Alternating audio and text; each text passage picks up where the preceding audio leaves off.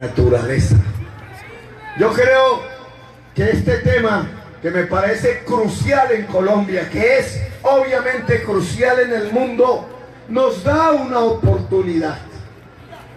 Nos da una oportunidad en los dos frentes. El de la mitigación, que es ver cómo no se calienta este planeta. Nosotros podemos aportar muy poco en eso, pero uno de los aportes que podemos hacer consistiría en las energías limpias en Colombia.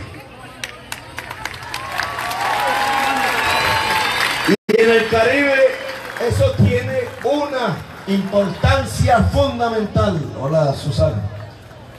Hola, Leonard. Aquí les presento porque son dos. No sé si hablaron ambos. Leonard Rentería, que viene de Buenaventura, también de la lista de negritudes. Solo falta uno, de este Tumaco. Yo quiero una votación afro importantísima en Cartagena para esta lista, porque el que está compitiendo es Yair Acuña, o la esposa de Yair Acuña, o no sé quién es el que puso en la lista, pero esa es la gata.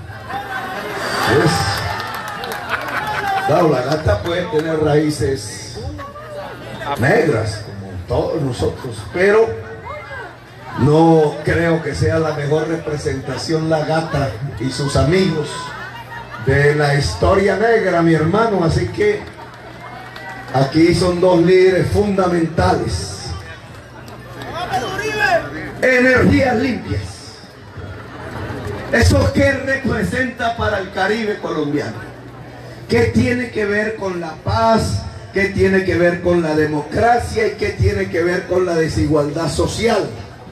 Es decir, con la Colombia humana. Pues ustedes son testigos de primera mano de cuántos días de sol hace en Cartagena.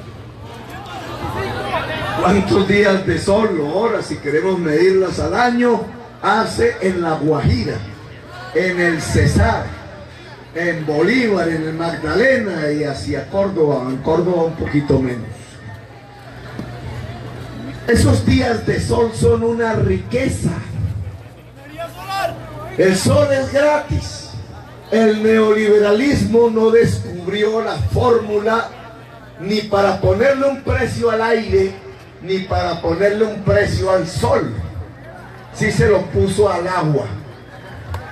Nosotros no podríamos vivir sin el sol, sin el aire y sin el agua. Sin embargo, fíjese que pagamos el agua.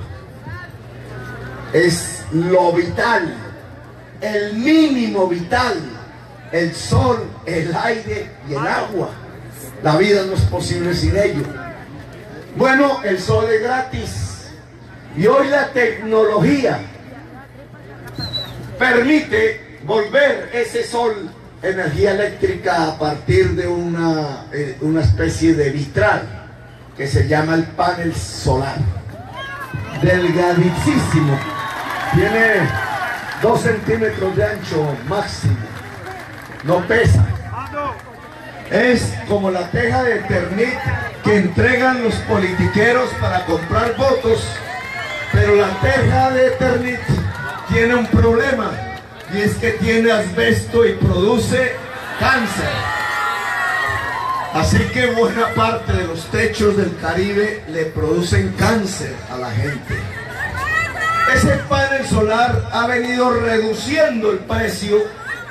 Hace 10 años era muy difícil, pero hoy es una oportunidad, porque lo que pretende mi gobierno es crear una política de crédito para las clases medias y con algún tipo de salario permanente, trabajadores asalariados, y una política de estímulo y subsidio a las personas con más escasos recursos en el campo y la ciudad, para que en el Caribe se puedan poner en los techos paneles solares que produzcan energía eléctrica al hogar.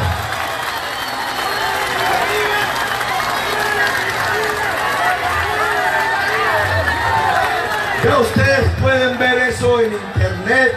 En Colombia ya hay algunos lugares. El número 1 de la lista de decentes, Gustavo Bolívar, le puso a su hotel en Girardot paneles solares y redujo su tarifa de 7 millones a 3. Si pone más, la reduce a 0. En Bogotá, Humana, hice la primera prueba. Bogotá, que no es propiamente una ciudad de soles permanentes, cambié el techo de un colegio público del acueducto, el Ramón Jiménez, y le pusimos bastantes paneles solares, y lo que desde ese entonces, 2015 hasta la fecha, se ha ahorrado el colegio en pago de factura de luz son 93 millones de pesos.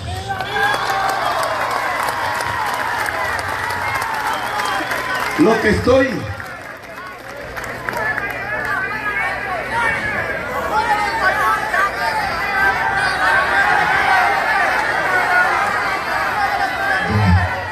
los niños deben tener la palabra. Hola. Y hola, Cartagena. Hola, Cartagena.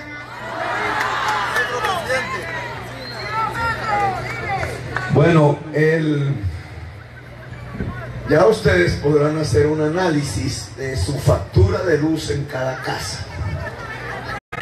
El panel solar tiene una ventaja desde el punto de vista del cambio climático: no usa carbón ni petróleo. El mundo va a usar cada vez más este tipo de energías aceleradamente para salvarse del cambio climático, y eso significa que la demanda de carbón se desploma. En el corto plazo y en el mediano se puede volver 0.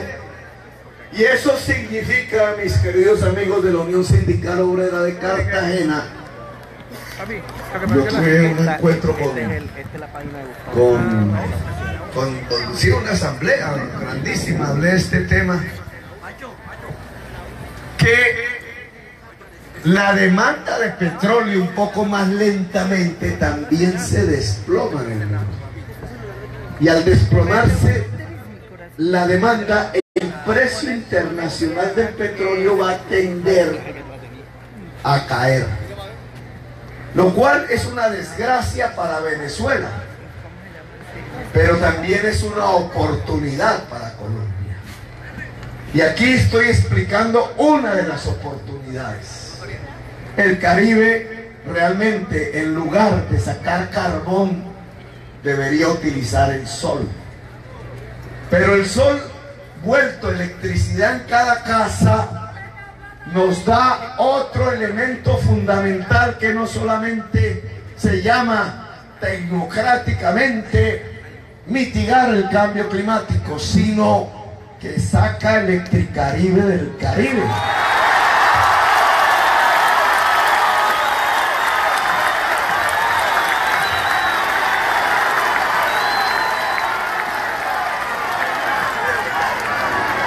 Porque esto ya no es el mundo de esos cables tendidos donde la gente se electrocuta para tratar de coger un poco de energía no tan costosa.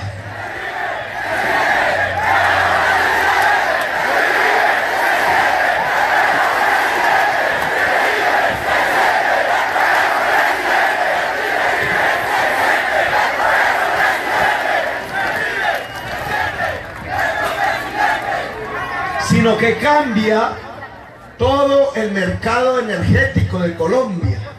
Los grandes generadores, que son muy pocos, algunos públicos, otros privados multinacionales, muchas españolas como Ingesa o Electricaribe, resisten este tipo de cambio tecnológico, nos quieren mantener en una especie de atraso energético, usando las termos del carbón y del gas, cuando ya el mundo las está cerrando paulatinamente.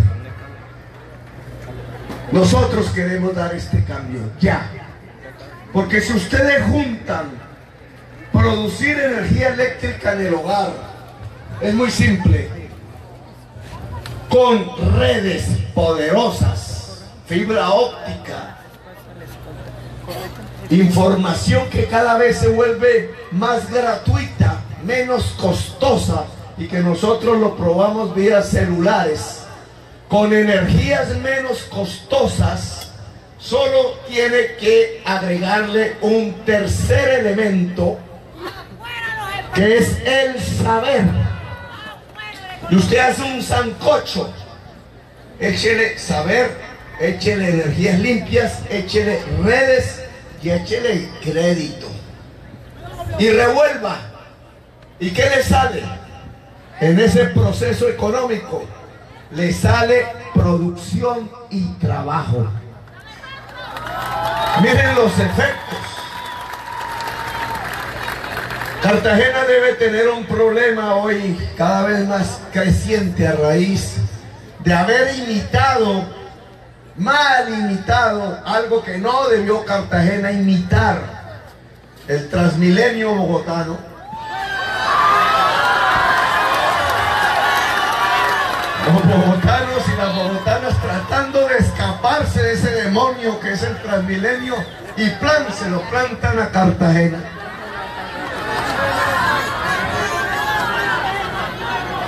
Las troncales de Transmilenio implican una inversión muy alta en infraestructura que destruye la ciudad. Destruyó la Caracas, ahora piensan destruir la séptima de Bogotá, y ustedes habrán visto algo similar en Cartagena. Son buses anchos, necesitan infraestructura, y es un negocio privado. El de los propietarios de los buses, que allá llamo yo rojos, aquí es de otro color. Esos propietarios, que son muy pocos, recogen entonces todo el mercado de la movilidad de una gran ciudad como Cartagena y se lo echan al bolsillo en ganancias. Ustedes verán que esos buses, que además son diésel, es decir, producen el cambio climático, son cada vez más caros. Los pasajes cada vez aumentan más porque el costo operacional de los buses es creciente. ¿Y eso qué produce en una ciudad de tanta desigualdad social como Cartagena? Que los sectores con menos capacidad de pago hacen una evaluación de su movilidad, y a algunos les sale más barata la moto, y a los que no, porque son todavía más pobres que el de la moto, entonces se quedan caminando forzadamente, o a veces recluidos en los guetos de la pobreza de Cartagena. El sistema de bus mal limitado de Bogotá excluye una parte de la población que termina congestionando la ciudad a partir de la moto, por ejemplo. Con la energía eléctrica producida en los techos, la moto de gasolina contaminante se vuelve más cara que la moto eléctrica. El carro de gasolina contaminante se vuelve más caro que el carro eléctrico. Y el bus de diésel se vuelve más caro que el tranvía, o en el caso de las grandes ciudades, que el metro. Es decir, que ustedes a través de los paneles solares podrían perfectamente lograr electrificar el transporte en la ciudad, mejorando el aire y por tanto salvando la vida de los niños y de los viejos, que por montones mueren por la contaminación del aire. Pero adicionalmente y fundamentalmente, si ustedes tienen energía eléctrica barata y redes y saberes, y ahora hablaremos de ello, y se le combina el crédito, ustedes pueden tener empresas, trabajo, iniciativa privada popular. La economía popular puede crecer, aumentar su productividad, su eficiencia. Es decir, la actividad del rebusque puede volverse realmente una actividad productiva en Cartagena. Fíjense cómo, mencionando el tema del cambio climático y solo mencionando uno de los elementos, que es la energía limpia, podemos pasar como un instrumento fundamental en su articulación con las redes y el saber y el crédito a lo que llamamos una economía productiva. Producir. La Biblia dice, versículo 19, si mal no estoy, espero alguien que sepa bien de eso aquí. Génesis, te ganarás el pan con el sudor de la frente. La Biblia milenaria, sabiduría, civilización. Al final la Biblia expresa una civilización. No me meto en la discusión religiosa porque un presidente debe respetar todas las creencias y la libertad de culto en Colombia. Pero hay que recoger que esas palabras vienen de una experiencia milenaria de la humanidad, que después se puso en la base de la teoría económica. No hay forma de tener riqueza en un país que no sea trabajando. Te ganarás el pan con el sudor de la frente. La riqueza solo nace del trabajo, es decir, del sudor de la frente. Son hoy una conclusión económica fundamental. Cuando nuestra economía colombiana es carbón y petróleo, no hay trabajo. Trabajan los compañeros de Ecopetrol, que entre otras, ya ustedes pueden imaginarse no solamente qué pasa con el desfalco de Reficar. El compañero Carrascal, viejo activista de la USO, por ahí lo vi, me dijo, cuando estaban hasta ahora moviendo las tierras, llegué, creo que fue en la campaña del 2010, no recuerdo bien, y él me mostró y me dijo, esta es la inversión más grande que se va a hacer en Colombia. Yo la verdad no le creía mucho porque yo no veía una gran extensión de tierra. Y después una vez llegué a Cartagena de noche por ahí, por la carretera, y un poco de luz. Una sorpresa, Reficar. Y donde me fui a quedar, donde unos amigos, en un apartamentico, me dijeron, oiga, pero no está funcionando bien. Y yo no me atreví a poner eso en un Twitter, porque si no hubiera sido el primero, y a veces ser el primero es chévere. Pero al poquito tiempo, efectivamente, salió la noticia de que eso era un desfalco de enorme envergadura, producto de un señor Cabrales, que creo que es de Cartagena, de Monpós. La oligarquía cartagenera. Entonces, ustedes ya pueden hacer un análisis no solamente del desfalco de Reficar, sino que si el mundo va hacia energías limpias y a electrificar su transporte rápidamente, ¿qué va a hacer Reficar? Hay un problema fundamental porque se invirtieron 4.000 millones de dólares de Ecopetrol a debe. Endeudaron a Ecopetrol. Y Reficar puede ser no solamente el producto de un desfalco, sino que hacia adelante, en 5 o 10 años, no va a vender. Porque la gasolina y los materiales que salen de allí, de la refinación del petróleo, van a caer en la demanda.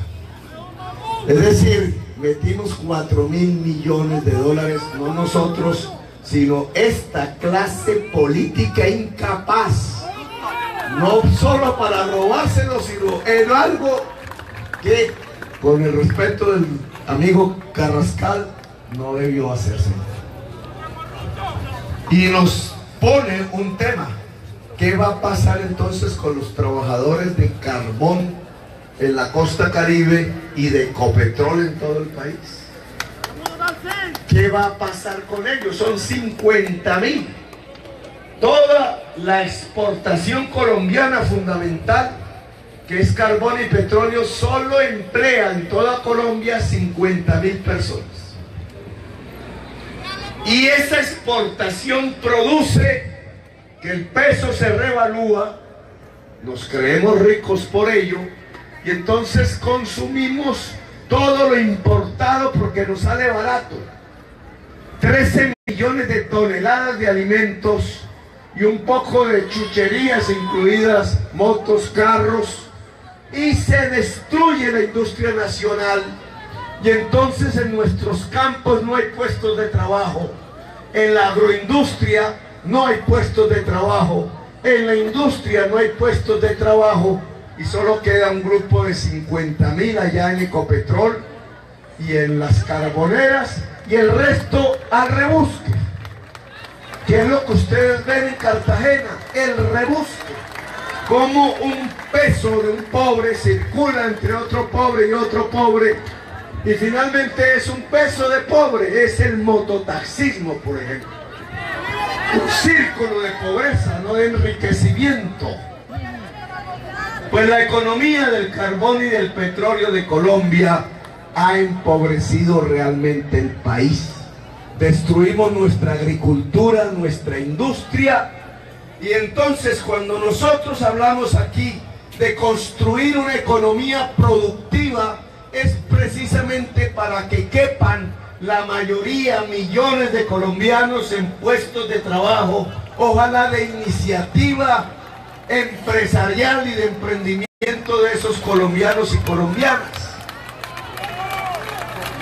Aquí lo vimos desde la óptica de la energía limpia por la importancia que tiene el Caribe, pero en el Caribe hay otros temas que tenemos que analizar. No solo poniendo paneles solares en la casa de un campesino aumenta la producción, se abarata la energía y él puede usar procesos con energía eléctrica de una manera mayor que antes, porque su energía eléctrica le sale barata o incluso gratuita, porque el sol no tiene precio. Pero un campesino necesita más que la energía. Un campesino necesita tierra. Y el Caribe colombiano, ustedes lo ven, es una región de latifundistas improductivos en tierras fértiles.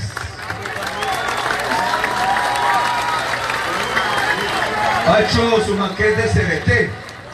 Ahí hay una economía productiva agraria. Si uno va hacia el Urabá, encuentra otra, en el banano. Si uno va hacia María la Baja, encuentra una muy depredadora, que es la palma africana.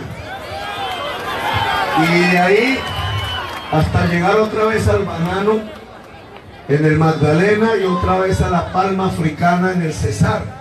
La palma africana, una vez termina su periodo productivo de 30 años, necesita como otros 30 años para recuperar la tierra. Luego lo que genera es desierto y usa mucha agua, y solo sirve para hacer combustibles, porque el aceite es muy malo para el consumo humano. Pero no quiero meterme en esto. Lo que yo quiero es señalar que la mayor parte de la tierra del Caribe es fértil, podría ser fértil, la que no, y no produce ni una mata de yuca. Se la han arrebatado a los campesinos. Y es el producto de todo un proceso histórico que arranca con los españoles en la hacienda, pero que fundamentalmente con el narcotráfico hace 40 años convierte a la tierra en una caja de ahorros del narcotráfico, elevando su valor, su precio. Pero como es una caja de ahorros, el narcotraficante o su amigo o el testaferro o al que se la vendió solo termina teniendo la tierra por tenerla, como una especie de ahorro o como una especie de poder. La tierra es poder en el Caribe colombiano. Por eso los más grandes latifundistas del Caribe fueron financiadores y cofinanciadores del paramilitarismo. Por eso desataron la masacre en muchos de los territorios del Caribe colombiano. Hace poco se conmemoró la masacre del Salado. Usted viene... Yo de Sucre, lo que tuvo que ver con Chinolito, el Pongo, San Onofre, todos esos pueblos fueron masacrados por los paracos. Contamos... Mi familia cayó ahí. Mi familia cayó ahí. 37 familiares en un solo día. 37 Familiares en un solo día, en Chinolito. Chinolito, cuando yo era congresista, El pueblo está berraco.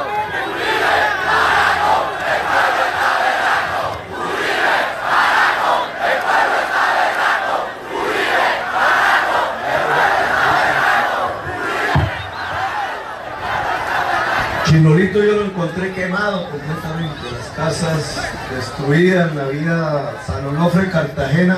San Onofre también es de la historia negra, mi hermano. 3.000 desaparecidos fue la contabilidad del pueblo. Y aún ese pueblo, mayoría afro, sigue votando por blancos narcotraficantes. Aún hoy. Bueno, la tierra produjo, por tanto, en ese proceso de concentración, la violencia en el Caribe, la masacre, la parapolítica, todas estas familias de linaje hereditario, los charros, los araújos, los génecos.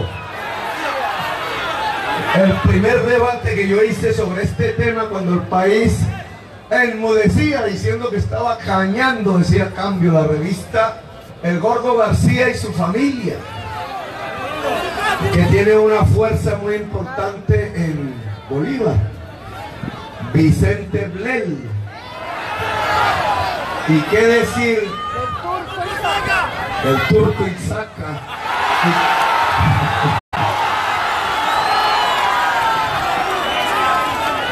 y qué decir de la más insigne de todas estas representaciones de la parapolítica, alias la gata financiadora de presidentes, entre ellos Álvaro Uribe Vélez, que le daba besitos.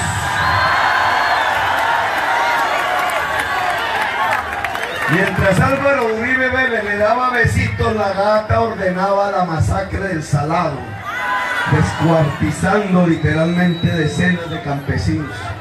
Esta historia, que además nos llenó la ciudad de desplazados, y Cartagena es el ejemplo, y por tanto de pobreza, porque el desplazado se empobreció en la ciudad, nace de una tenencia de la tierra profundamente desigual. Cuando hablamos de igualdad social y de una Colombia humana, ¿cómo podría construirse una Colombia humana con tierras y aguas que están concentradas en manos de una minoría exigüe que no produce una mata de yuca, pero que concentra el 90% de la tierra fértil de Colombia? No se puede construir una Colombia humana así. No se puede construir una era de paz así. Cada vez que menciono este tema, los calumniadores de las redes del uribismo y de Vargas Lleras mandan unas cadenas, le llaman así en WhatsApp y en correo y en Facebook y en Twitter, diciendo que es que yo le voy a quitar la casa al que tenga 2 casas, o el negocito, o el restaurante. Mentiras. Un latifundio no es la tercera casa de una persona, ni es el negocito de la esquina, ni es la empresa productiva. No se dejen engañar, le digo al pueblo colombiano. Un latifundio es una gran extensión de tierra que en el caso de tierras fértiles, al no hacerla producir, es un crimen contra la humanidad y contra Colombia.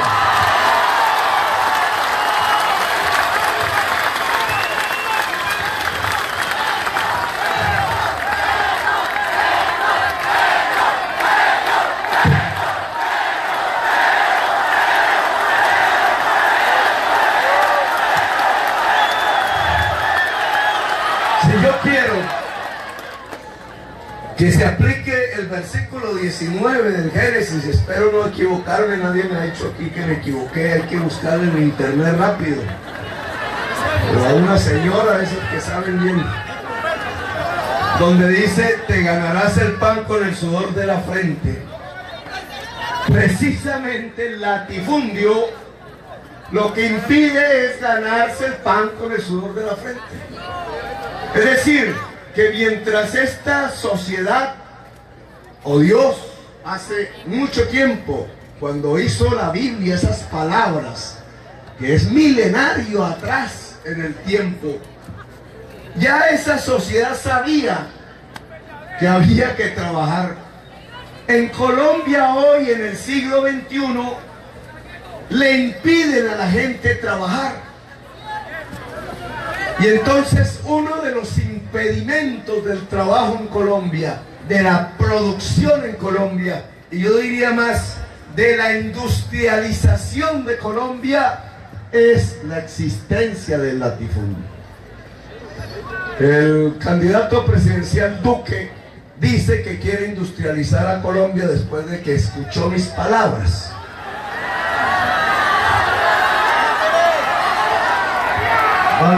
Valga decir, bueno, es un puente.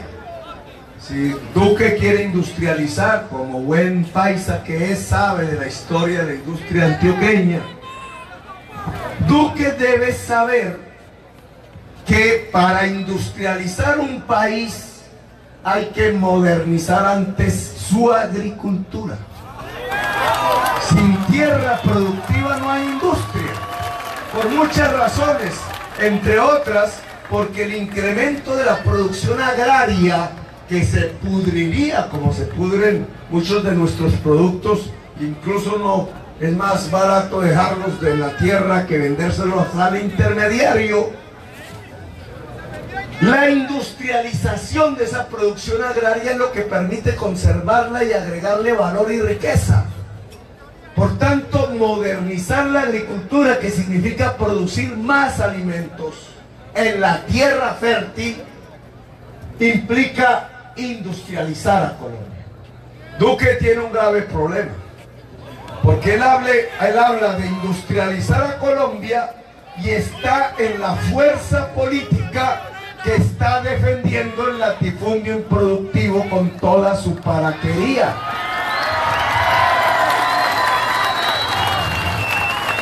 Uno de los mayores latifundistas improductivos de Colombia, improductivos, se llama Álvaro Uribe Vélez.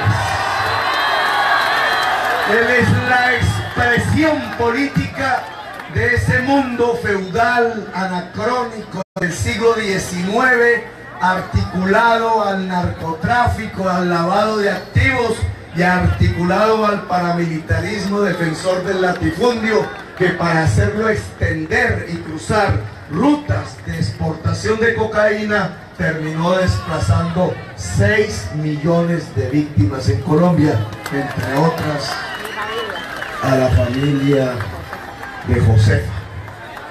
Aquí habrían muchos ejemplos de eso. Bueno, Colombia Humana, si quiere hacer una Colombia humana, debe acabar el latifundio improductivo en Colombia. Y eso no se hace expropiando. Yo no expropié a nadie en la Bogotá humana. A nadie. Los expropiadores son los dueños de los bancos que se quedaron con decenas de miles de casitas de la clase media colombiana. A través del UPAC. Le pusieron una tasa de interés al UPAC, entonces era una tasa de interés sobre otra tasa de interés hasta que se quedaron con las casas. Los expropiadores de Colombia son los amigos de Uribe Vélez.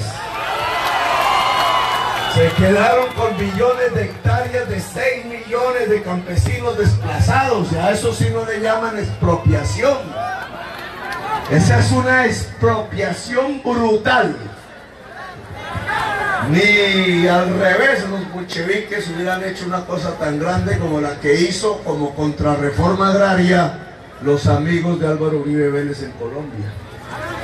No, nosotros lo único que vamos a hacer, y creemos que es eficaz, es elevarle los impuestos al latifundio improductivo para que les cueste caro tener el latifundio. O los pone a producir o lo venden, y si lo venden el Estado se los compra a precios más baratos que hoy, con títulos de deuda pública para entregarle la tierra al campesinado de Colombia y a la pequeña y mediana industria.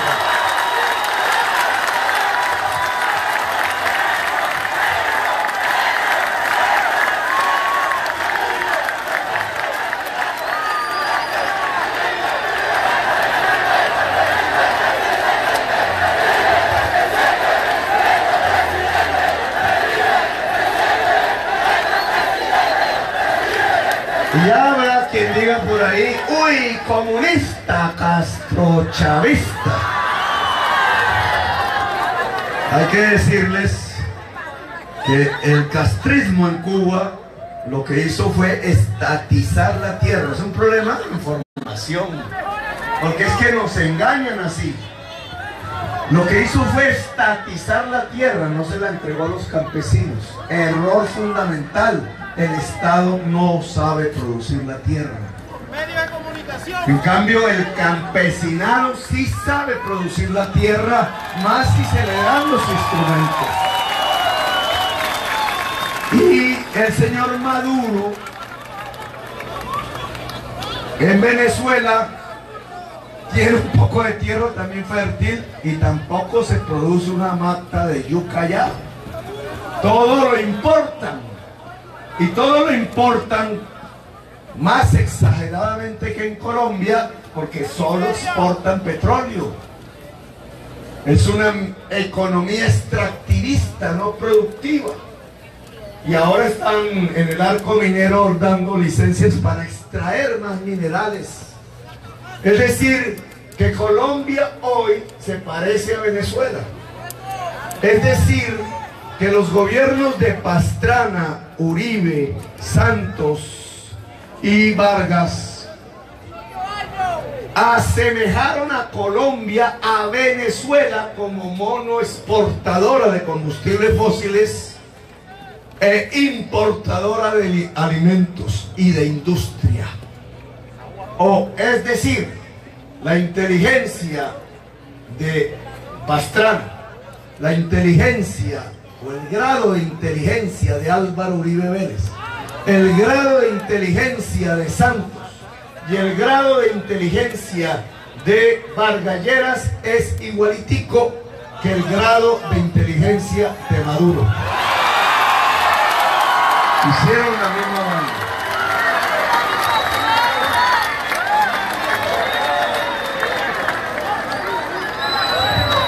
Y nosotros estamos en una vía diferente.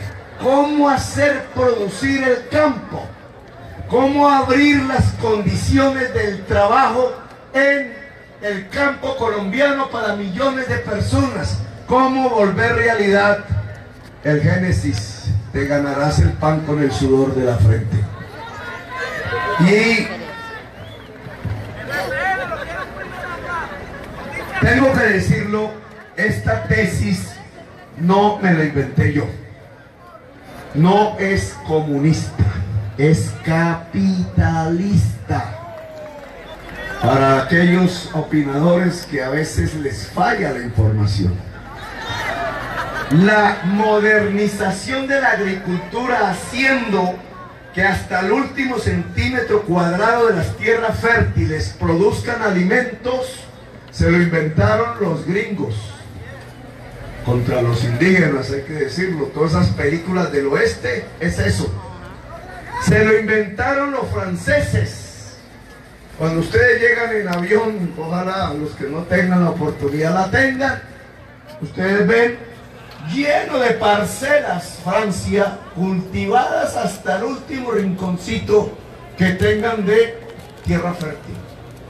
Se lo inventaron los chinos, se lo inventaron los coreanos, se lo inventaron los canadienses. Allá ya no hay campesinos, hay granjeros. Cultivadores de la tierra que industrializan, son copropietarios de la industrialización de sus productos. Sus casas no tienen que envidiarle nada a la clase media urbana. Tienen su carro, su camioneta y sus hijos van a la universidad. El día en que los campesinos de Colombia se vuelvan granjeros y sus hijos puedan ir a la universidad, ese día tenemos una era de paz en Colombia. Y permítanme pasar entonces a este tema de los saberes, porque habíamos hablado de un sancocho, la energía barata, las tierras y el agua. Del agua no hablamos mucho. Los saberes y el crédito.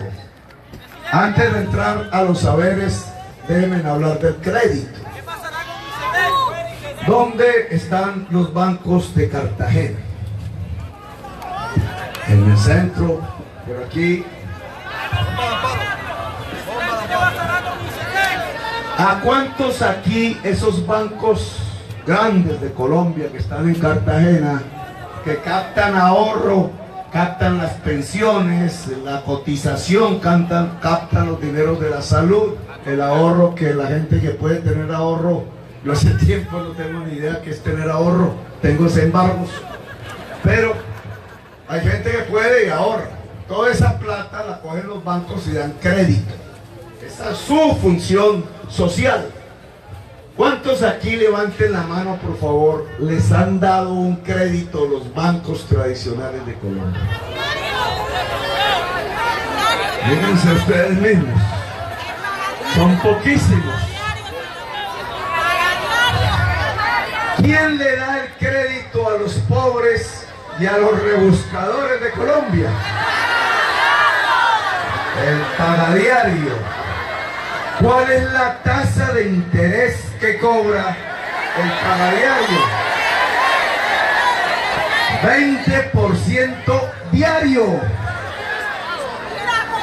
Si yo vuelvo a la Biblia, te ganarás el pan con el sudor de la frente.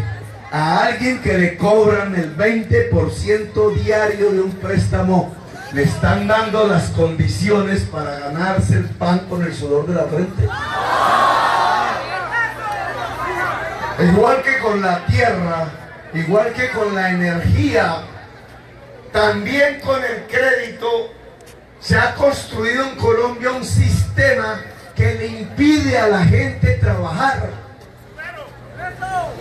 Uno, porque los bancos grandes le dan créditos a los poderosos y no le dan crédito a la gente del común. Y la gente del común tiene iniciativas para poner a producir o mejorar sus negocios. Y dos, porque entonces por eso le terminan entregando la gente trabajadora de Colombia y rebuscadora de Colombia a la mafia. Porque ¿quiénes son los dueños del pagadiario? O gota a gota. ¿Quiénes son los dueños de eso? No sé, pero sí sus amigos. Son las mafias. Si usted no paga el 20%, ¿qué le pasa? Le ponen una pistola en la cabeza. Y esa es la mafia. Es un sistema de lavado de activos a través de la economía popular, cobrando una tasa de usura bárbara solo porque la banca privada de Colombia no se toma el trabajo de darle crédito al pueblo. Y así achican las condiciones de las posibilidades de trabajo en Colombia. Entonces, ¿qué hacer en una Colombia humana? Tenemos un solo banco público, Banagrario. Banagrario, tocaría llamarlo Banagrario Industrial y de la Economía Popular. Ponerlo a competir por el ahorro en las grandes ciudades y a través de esa banca pública llevar ese ahorro en forma de crédito a la mujer trabajadora, al campesino del agro, a los jóvenes que se quieren asociar en una primera empresa, a quienes tienen iniciativas, al vendedor ambulante que pronto así deja de ser vendedor ambulante porque le va mejor, a toda la economía popular, a la señora de las confecciones que hace blue jeans, al señor que hace galletas con la harina del maíz, etcétera, etcétera, etcétera. Es decir, necesitamos fortalecer al lado de los bancos privados una banca pública que compita con la banca privada para llevarle el crédito a quienes hoy no lo reciben y terminan subyugados por las mafias del gota a gota. Crédito, energías limpias, tierras y aguas, saberes, Señor. La economía del siglo XXI es saber puro.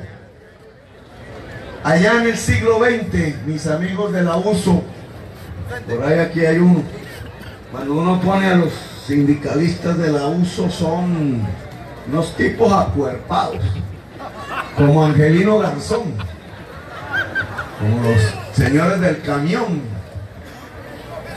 Casi no hay mujeres. ¿Cuántas mujeres hay en la junta directiva de la USO, compañero? De pronto no hay. Hay tres. Es un mundo, porque ahora, permítanme decir, la Ecopetrol porque son 50.000 puestos de trabajo que se pueden perder en el carbón primero, porque los capitales internacionales que están haciendo los huecos en el Cerrejón y en el Cesar se pueden ir en cualquier momento y dejan al Cesar y a la Guajira llena de huecos y a los trabajadores en la calle y la economía se desploma. Se pueden ir en cuestión de meses o de años. Ecopetrol no. Entonces hay que lograr una transición de esa economía de combustibles fósiles hacia las energías limpias. Ecopetrol se puede convertir en la mayor generadora de energía eléctrica solar de toda América del Sur. Y los trabajadores carboneros y petroleros pueden transitar, hay que hacer el plan de contingencia y hacer los trabajadores y las trabajadoras de las energías limpias en Colombia. Se crean 10 veces más puestos de trabajo en energías limpias que en la de combustibles fósiles. Pero ese es un paréntesis, voy al saber. Hablaba del trabajador que había usado su músculo como el medio de producción, su fuerza de trabajo. Su fuerza de trabajo en el siglo XIX y en el siglo XX era el músculo. El campesino tenía que coger su asadón y denle. El señor del camión su brazo y denle cabrilla al camión. Los trabajadores de las industrias tenían que mover grandes pesos de materias primas, de productos, de máquinas, de palancas. Y por eso la figura de un trabajador del siglo XX siempre es la del hombre musculoso. no se admitían por tanto mujeres. Y la economía del siglo XX era de machos. Los socialistas y los izquierdistas igualito eran machistas, igual que los capitalistas. Y se creó una cultura que además venía de antes. En la sociedad patriarcal se profundizó de dominar a la mujer, de dominar la niñez, de dominar la juventud. Y era el patriarca en su edad madura el que manejaba la familia, el que manejaba la política, el que manejaba todo. Las mujeres a partir de ahí empezaron a ser vejadas, humilladas, maltratadas, por debajeadas, violadas, en el caso de la guerra de una forma pavorosa. Las niñas, la niñez, los seres débiles aparentemente frente al músculo, perdieron primacías, derechos, fueron sojuzgados. Una sociedad discriminatoria. Bueno, en el siglo XXI, en el que vivimos, la fuerza de trabajo no es el músculo, es el cerebro. Y ustedes lo pueden comprobar solamente mirando sus celulares. El celular es un producto, como antaño era el carro en el siglo XX, el celular es un producto de la economía del siglo XXI.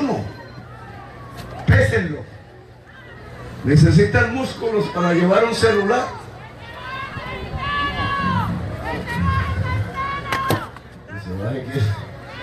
Bueno, este es un celular. Miren que no pesa. Su proceso productivo no necesita de músculos. Básicamente es matemáticas, algoritmos, lo que llaman en inglés software o programación que permite la comunicación. Y ese software, esa programación es cerebro. Cerebro conectado con muchos cerebros en todo el mundo. Si nosotros trajéramos quienes han hecho ese celular aquí, tendríamos unos 200, 300 personas de por lo menos 40 lenguas diferentes, de todos los continentes del mundo. No se conocen personalmente, pero sí a través de las redes, y han trabajado colectivamente para hacer ese celular, pero su trabajo ha sido fundamentalmente una especie de cerebro en red. Son matemáticos, son estadísticos, son programadores o programadoras, etcétera, científicos. Aquí hay mujeres por cantidades. Aquí hay chinos, amarillos, negros, blancos, mestizos, colombianos debe haber uno que otro. Hay negros, hay un trabajo multicolor, multigénero. Hay gays, para los que discriminan. Hay indígenas. ¿Por qué? Porque el cerebro del ser humano es igual independientemente del color de la piel, del nacimiento, de las condiciones religiosas, políticas. El cerebro humano no discrimina, solo si no se le da alimentación al niño, y esa es una política fundamental. Al niño entre 0 y 7 años el cerebro entonces puede atrofiarse en su desarrollo. Por eso el ICBF va a cambiar completamente su política. Eso de contratar fundaciones de los politiqueros para que contraten madres cabezas de familia sin prestaciones sociales para que los niños estén tirados en un cemento, no va más. Aquí hay que cuidar nuestra niñez integral y profesionalmente con las familias. Las madres comunitarias pasan a ser empleadas del Estado directamente y se educan, porque si no el cerebro de esa niñez que hoy tienen nuestros bebés de hoy, van a ser la nación en 20 años, tal cual. los hayas martirizado, los hayas golpeado, no hayan tenido afecto, hayan tenido hambre, sus cerebros no se hayan desarrollado. Toda esa tragedia que pasa con los niños y niñas, eso se reproducirá como un boomerang castigándonos en 20 años. ¿De dónde es que sale la inseguridad, la violencia de una niñez mal cuidada? Por tanto, y en esto sí que podemos hablar de la política del amor, la política del cuidado, dice mi amiga Ángela María Robledo, que es una verde de verdad, porque hay verdes de mentiras, lamentablemente, y muchos. El nombre de verde se lo puse yo porque me iba a meter ahí, y le puse el nombre verde porque yo no era un viejo verde, sino un ambientalista. Pero eso lo confundieron. Peñalosa fue el verde y es el mayor depredador del centro de Colombia, depredador contra los seres humanos y depredador contra la naturaleza. Volvamos al saber. Pues el primer principio de una sociedad de saberes, dado que la economía del siglo XXI es puro saber, es el cuidado de la primera infancia. Porque allí es donde se desarrolla la investigación. Hablaban algunos hace poco en un debate público sobre la ciencia y la tecnología, que el presupuesto de conciencia es que si es el 1% o no. Ojo, el primer presupuesto de una verdadera política de ciencia y tecnología de una sociedad es hacer nacer la curiosidad y el amor por el saber en la primera infancia. Y después es algo que no está en nuestro sistema educativo, que lo volvieron neoliberal, competitivo. No, quien vea cómo se hace un celular de estos, sabrá que lo fundamental, además de cerebros, de saberes, es el trabajo en equipo. Y la educación en Colombia, antes que competir, hacer que la gente del curso compita, debes enseñar a cómo trabaja en equipo. Cuando los extranjeros miran a los colombianos, y hay que ponerles cuidado porque es una visión de afuera que es importante tener, los extranjeros siempre dicen: Colombia es un país hermoso, bello, muchos se quedan aquí, se enamoran. Ese pueblo es tenaz, es resistente, aguanta, que da miedo. Aguanta, ¿cómo es el estropajo? Todo. Las lavadas. Pero no sabe trabajar en equipo. Y eso ustedes lo ven en todo. Hasta el interior de una familia. En estas agrupaciones políticas, eso es el codo para acá, el codo para allá, a ver quién le bajan el pantalón para que no suba tanto. En todas partes, los colombianos no nos enseñaron a trabajar en equipo, y el trabajo en equipo es fundamental en la economía del siglo XXI. Uno de los elementos, porque el trabajo en equipo es una política del amor, de la solidaridad, es con el otro, con la otra. No a codazo limpio. Una de las políticas fundamentales en la educación, además de la primera infancia, es enseñar a trabajar en equipo, porque eso es lo que va a hacer realmente preparar a la gente para asumir los trabajos intensivos en saber que nos demanda la economía del siglo XXI. Por eso ser pilo paga, a diferencia de lo que dice Fajardo y Vargas Lleras, no sirve. Porque es precisamente una tesis que consiste en: si ganas el examen, te damos una beca de 20 millones de pesos para que estudies en los Andes. Pero el resto que no ganó, que quedaron en la carrera competitiva como caballos, como una carrera de caballos, 99% se queda sin universidad. Y ustedes ven a Fajardo y a Vargas Lleras explicando este tema. Ellos dicen: sí, les damos la beca, al ser tiro paga, le pueden cambiar el nombre, pero es una beca. Y el resto, bachillerato técnico. Eso es lo que dicen ellos, lo que proponen. ¿Ustedes sí creen que si solo una pequeña parte de la juventud accede a la universidad y a la educación superior y la mayoría no, se puede construir una sociedad equitativa y en paz en Colombia? Uno de los hechos fundamentales de la inseguridad ciudadana, ustedes lo ven en Cartagena, y de la violencia en general, incluida la guerra propiamente dicha, los ejércitos, es que la juventud colombiana en su mayoría ha sido excluida, no accede al saber. Viene de atrás. La población rural de Colombia en un 90% no terminó la primaria. Y el promedio de la población colombiana, el 60% no terminó el bachillerato. Realmente, desde el punto de vista académico, claro, la gente de su experiencia saca saberes, de sus culturas, de sus pueblos milenarios, saca saberes y medio se defiende con eso, lo que me enseñó mi papá, mi abuelo, etc.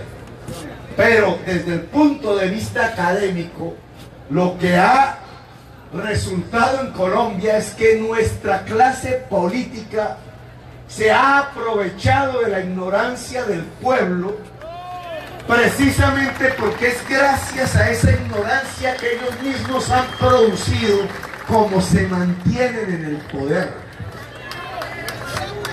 Miren, ya Cartagena debe estar inundada a estas alturas de mochilas de billete en los barrios populares, listas para comprar el voto en las elecciones del 11 de marzo. 100.000. Es que son inteligentes, ¿no? Nuestra clase política es incapaz, pero astuta. No es inteligente, es astuta. Sabe hacer la trampa.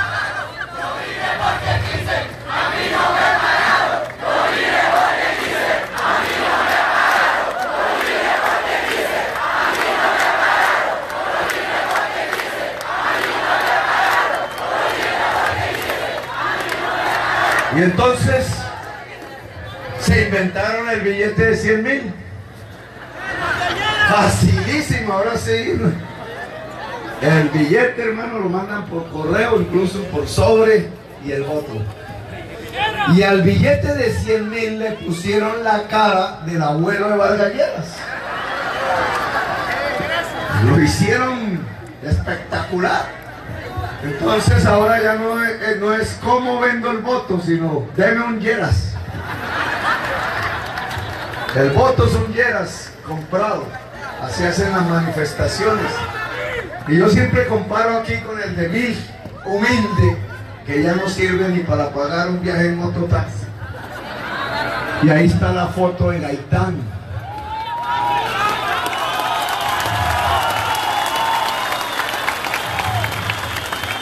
Si el pueblo colombiano y sobre todo sus sectores más populares, con más necesidades, concibe la política y cree que es normal la política como un negocio del día de las elecciones, coge el billete de 100.000 y gana Lleras. Ya el hombre está llenando las plazas, ya sabe cómo.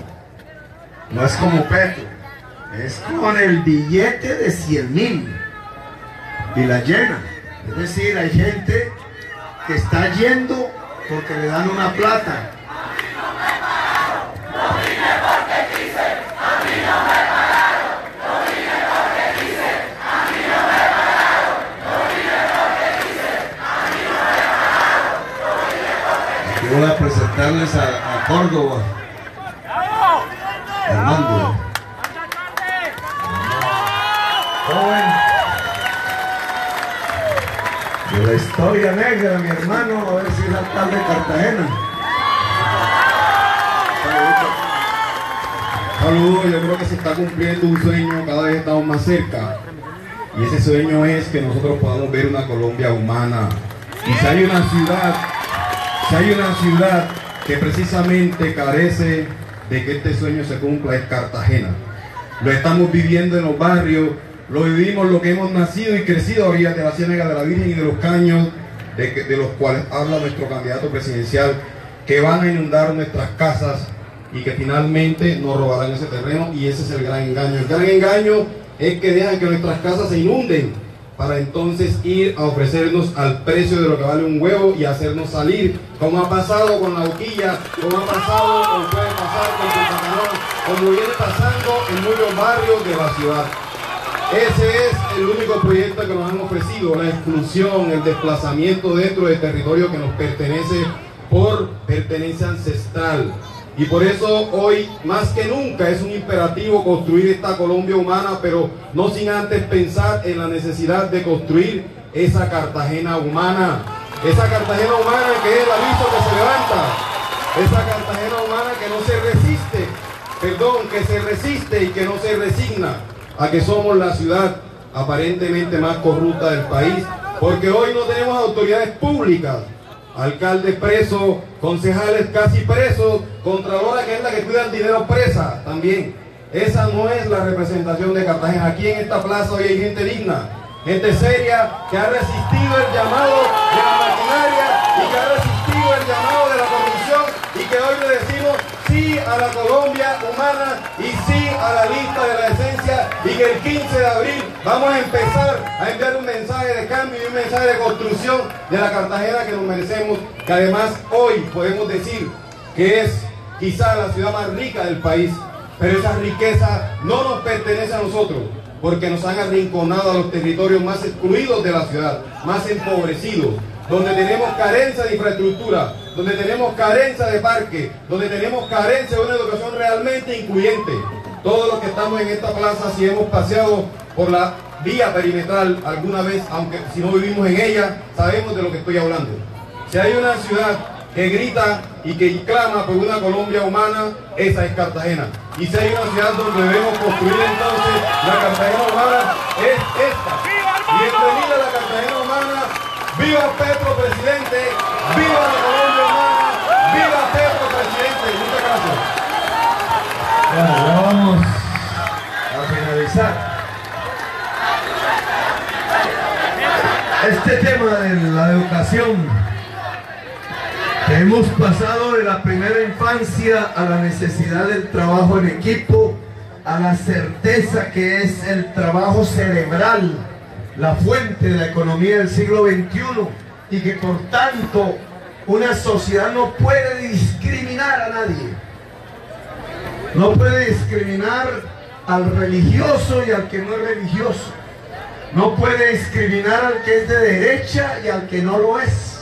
No puede discriminar a la mujer. No puede discriminar a la niñez ni a la juventud. No puede discriminar al que tiene el color de piel diferente, para que le digan indio o negro con actitud peyorativa. No puede discriminar el arco iris multicolor de la sociedad colombiana, porque automáticamente está discriminando el cerebro humano.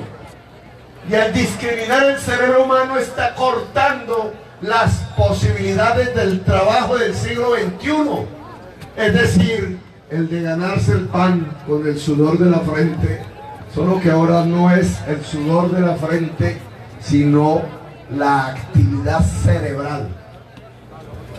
Por eso, a diferencia de la clase política tradicional que condenó la economía colombiana de puro y simple extractivismo, cocaína, carbón y petróleo, y la sacó de la economía productiva, agricultura e industria, que necesita obligatoriamente saberes, la Colombia humana va a hacer transitar la economía del extractivismo a la producción.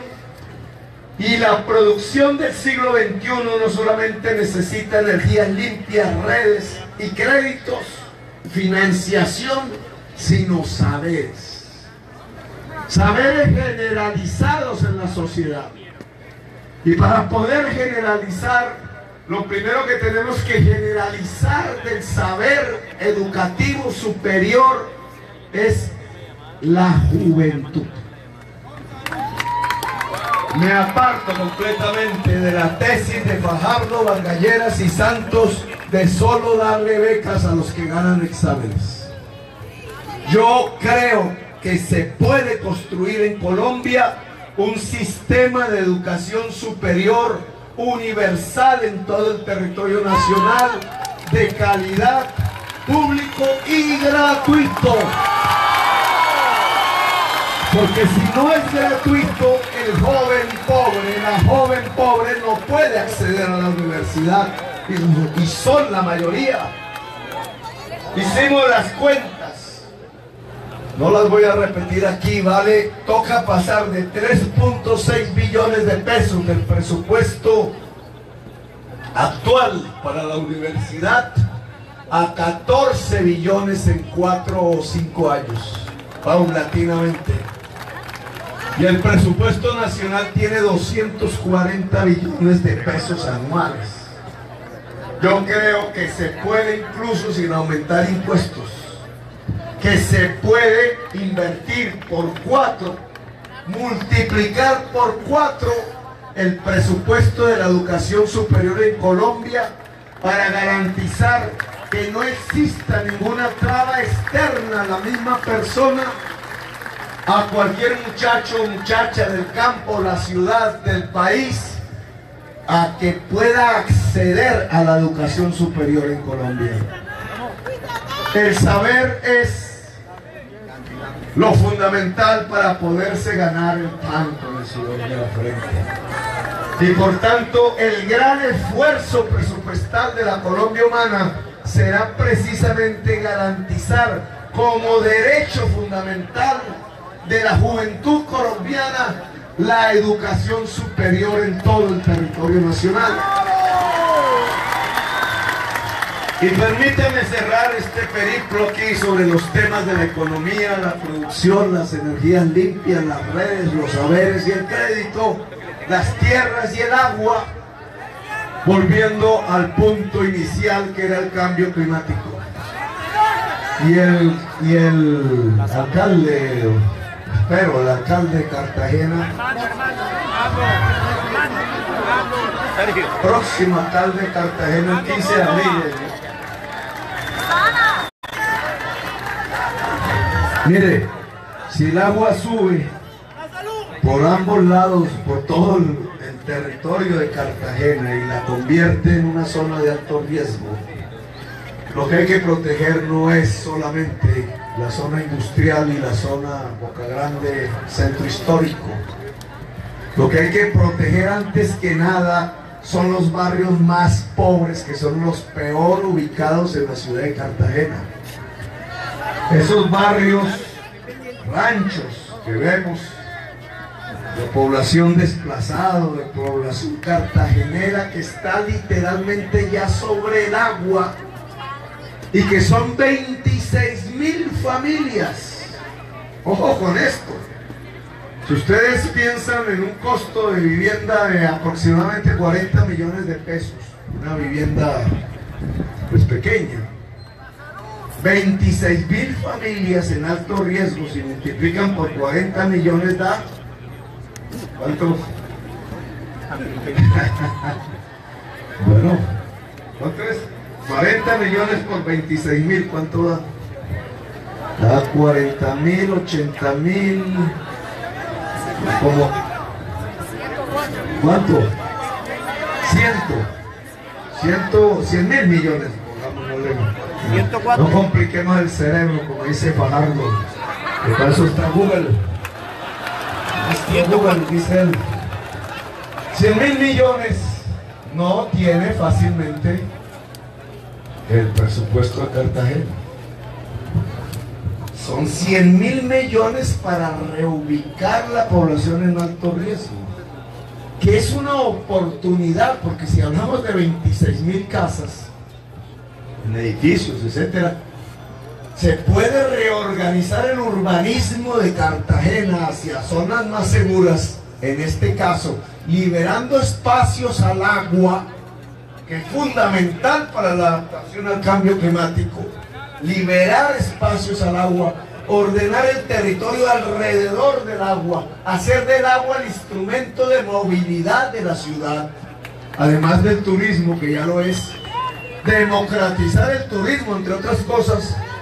Pero esta reubicación permite hacer una nueva Cartagena. Y no solamente nueva porque las edificaciones sean nuevas, sino porque siendo los barrios más pobres de la ciudad, nos permite un proceso de construcción de hábitat digno, no a lo Vargallera, sino digno, que podría superar la pobreza de la ciudad de Cartagena.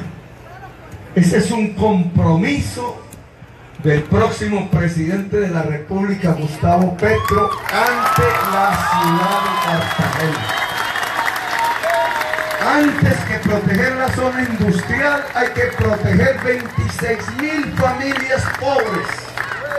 Y Colombia Humana, desde el presupuesto nacional, aportará, ojalá que esté usted de alcalde, para iniciar ese proceso de adaptación de la ciudad de Cartagena en sus sectores más vulnerables y más en riesgo ante el cambio climático que va a aumentar el nivel de aguas en la ciudad. Y vamos, ya al final. 11 de marzo. Está la salud. Hay temas. Bueno, de la salud, ¿qué podemos decir? Que se acaban las EPS. Ya lo hemos dicho. No se necesitan, están destruyendo el sistema de salud en Colombia. Están quebrando hospitales privados y públicos. Se están quedando con el billete, y peor aún que la quiebra de hospitales públicos y privados, es que están matando gente. 1.400.000 colombianos han muerto desde el 98 hasta la fecha, que podían haberse salvado con tratamientos adecuados. Ha matado la salud más gente que todas las guerras de Colombia juntas. Por tanto, si queremos hablar de paz, pues no solamente tenemos que hablar de reformas a la política, a la justicia, a la economía, que fue el centro de este discurso, sino que tenemos que hablar, además de la reforma a la educación que acabo de analizar, una reforma a la salud que monte el modelo de salud predominantemente sobre una base preventiva, con médicos yendo al hogar permanentemente para prevenir la enfermedad. Y aquí la reubicación de los barrios pobres de Cartagena es fundamental para disminuir la mortalidad infantil de la ciudad y la de la vejez.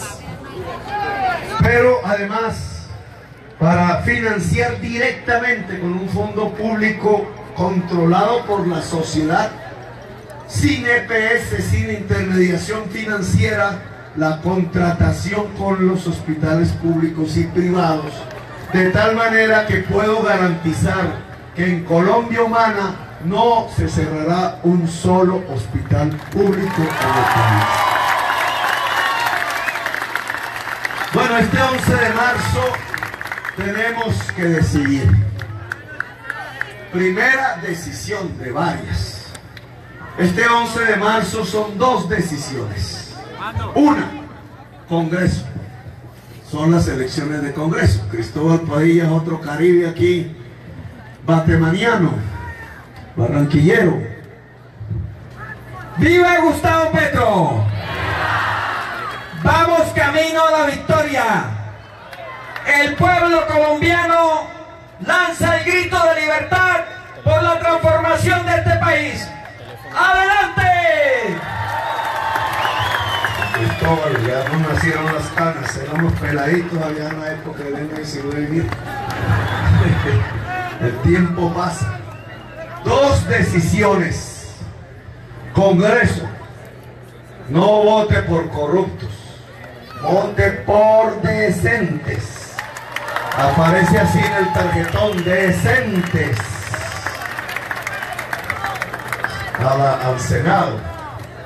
Al Senado, a la Cámara, les sugiero votar por la historia negra, mi hermano. Porque se recupere completamente una representación genuina de los pueblos negros de Colombia para hacer una reparación histórica a ese hecho bárbaro que los españoles y los europeos produjeron al traer pueblos a la fuerza de África y volverlos esclavos en la tierra americana. Ustedes son precursores de la libertad y ojalá sean genuinos hoy defensores de la libertad.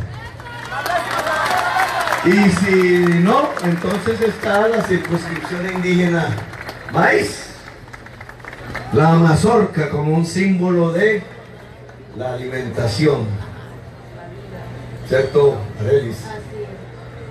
Guayú. Guayú.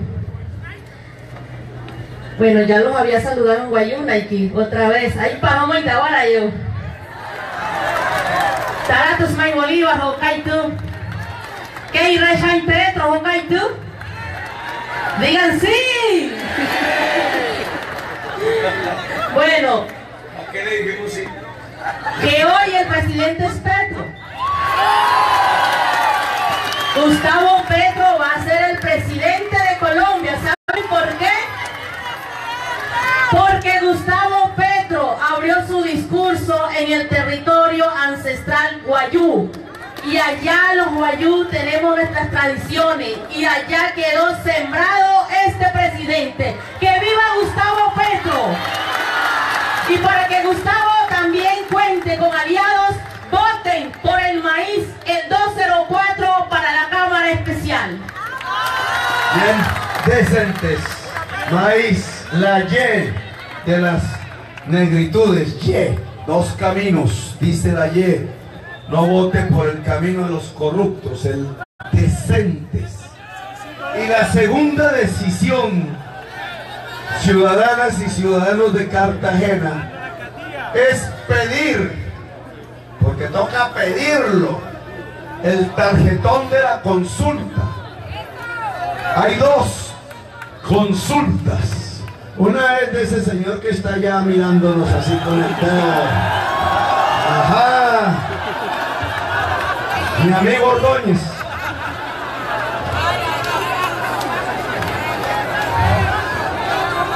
El discriminador mayor de Colombia. La palabra fascista no se le debe poner a cualquiera, porque no todas las formas de pensar son fascistas. El fascismo es algo a lo que cuando se le diga es fascista, es porque es fascista. Ese señor es fascista. Nazi. Dice que dice lo que piensa, sí, pero ese pensamiento es nazi. Ellos están en un tarjetón, el gris. Tenía que ser gris. No vayan a pedir el tarjetón gris. Son las fuerzas más anacrónicas y guerreristas de Colombia.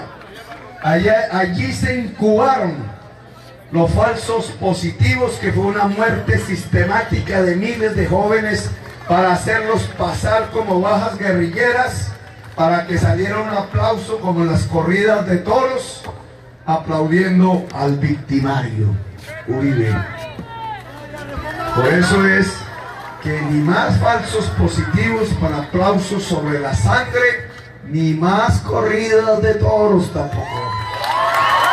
Lo digo en el Caribe. No es posible aplaudir la muerte. Divertirse con la muerte. Los que terminan aplaudiendo la muerte de animales terminan también aplaudiendo la muerte de seres humanos. Igual que los que queman libros, como ese. Desde aquí te digo, quemaste los libros, quemaste García Márquez. La Biblia protestante la quemó el hombre. Ahora los cristianos andan detrás del hombre. Yo no entiendo ahí los que empiezan quemando libros terminan quemando los seres humanos en hogueras. Por eso no voten por esa consulta gris. Pidan el tarjetón, que yo digo dorado, pero es como ocre, medio amarillo, medio naranja. Ahí está Petro, márquenlo. Ojo el objetivo, ojo el objetivo. El objetivo es ganarle a la consulta gris por millones de votos en toda Colombia. Si nosotros ganamos sobre la consulta gris con mi amigo Caicedo, exalcalde de Santa Marta, no solo Petro se vuelve candidato presidencial por mandato popular, sino que esa ventaja que adquiriríamos allí contundente, mucho más fuerte que cualquier encuesta que ganemos, porque es de carne y hueso, votantes. Les puedo asegurar que si ganamos a la consulta gris, ganamos la presidencia de la República en primera vuelta. Primera vuelta. Nos ahorramos la segunda.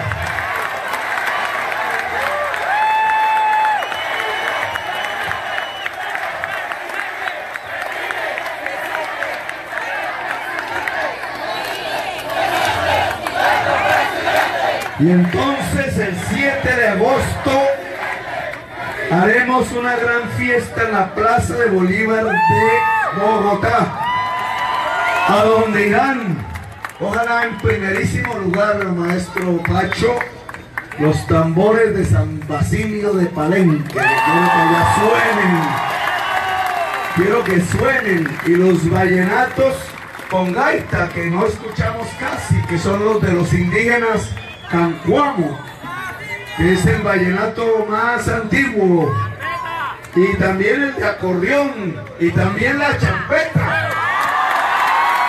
Ahí me tendrán que enseñar a bailar esa vaina para ser un presidente champetudo. Yo algo dejado al porro, pero la champeta sí me toca aprender. El porro sí. Porros, gaitas, guabinas, bambucos, guaneñas, joropos, toda la fiesta multicolor de Colombia, porque por primera vez en 5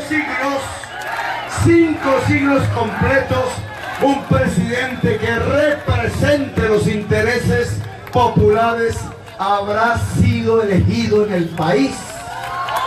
Un presidente que sea capaz de representar a los pobres y las pobres, a las juventudes, a los ambientalistas, a las negritudes, a los pueblos indígenas, a los pueblos mestizos, raizales y mulatos, a la mujer, a la que hay que otorgarle poder, a esa niñez que necesita la política del amor, a la cultura, el arte, porque el desarrollo no se mide en cuántas cosas acumulamos, sino en cuánto nuestro espíritu se enriquece con el saber, la cultura, el arte y la estética, la belleza. Los políticos no hablan de belleza.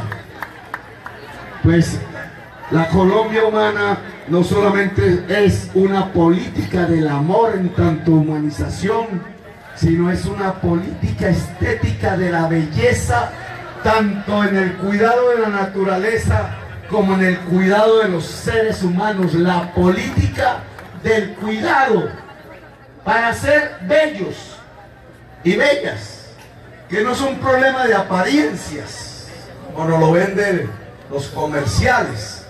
No, la belleza, el cuidado de sí, es básicamente el cuidado del alma, del espíritu, del cerebro, el cultivo del saber. La Colombia Humana, que se instalará el 7 de agosto, será eso, será un campanazo, una enorme campana que vamos a hacer doblar, señalándole al mundo que ese país al que estigmatizaron de narcotraficantes, de bandidos, de corruptos, tiene otra historia que la de su pueblo, resistente.